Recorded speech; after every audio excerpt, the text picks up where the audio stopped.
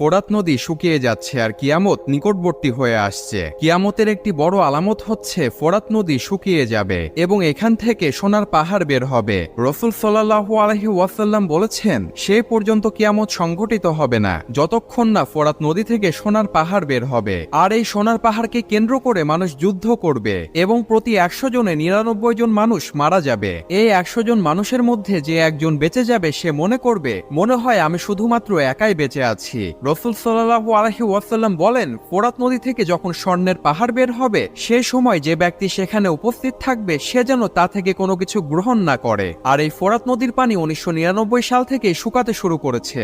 যে এক সময় এই ফোরাত নদীর পানির গভীরতা এত পরিমাণের ছিল, সেই গভীরতার পানি আজ কমতে কমতে শুকিয়ে প্রায় শেষের পথে। ২০২৪-এ এসে ফোরাত নদীর দিকে তাকিয়ে দেখলে বোঝা যায় রাসূল সাল্লাল্লাহু আলাইহি ওয়াসাল্লামের ভবিষ্যৎবাণী অতি দ্রুত সত্য হতে চলেছে।